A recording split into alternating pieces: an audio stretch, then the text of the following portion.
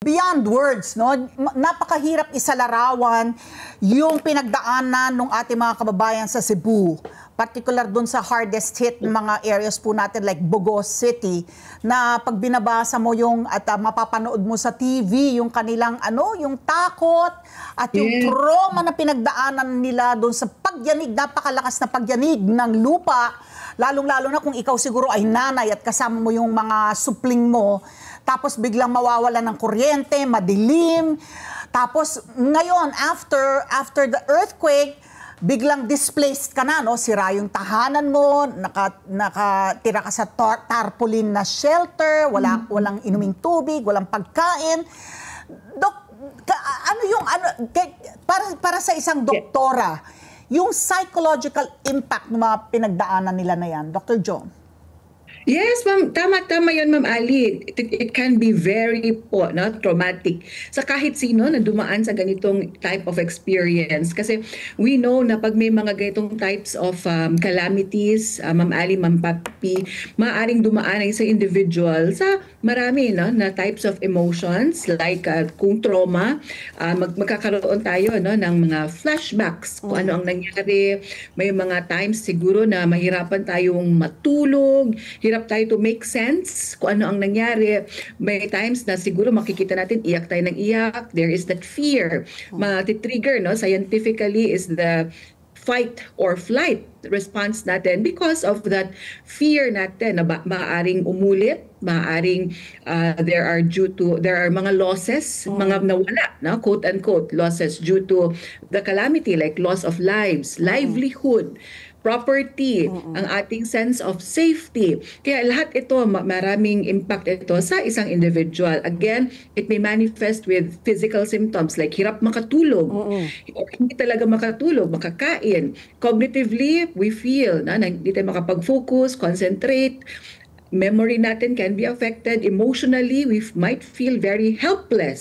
Or pwedeng umabot sa point na we might feel hopeless also na maaring may way out pa to bangon from this situation now.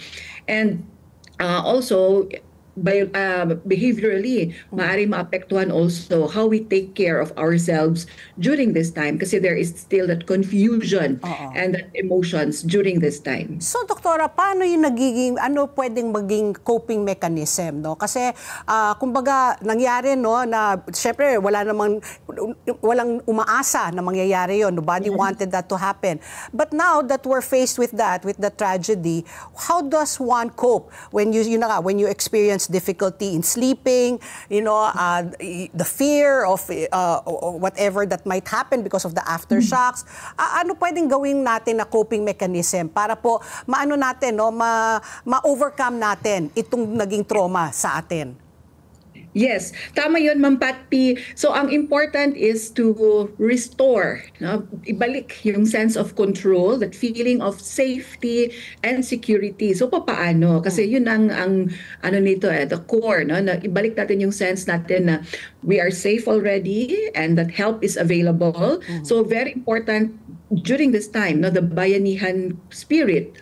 So the communities, support from family, kung ano ang maaaring maitulong to bring back that sense of safety for them.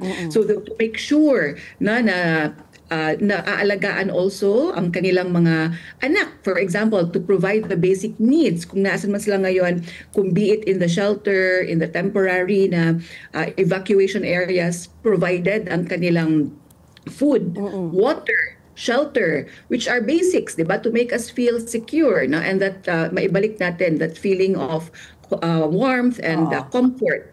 So another also is self-care is very important. Kung kinakailangan, make sure natin na tayo also ay huhugot ngayon sa kung saan man ano ang strength natin as an individual, be it spirituality, prayer, we rely also from that the communal relationship natin sa mga kasama natin sa evacuation centers. Make sure na kung kinakailangan to take deep breaths para mabawasan ang ating feeling of anxiety and fear.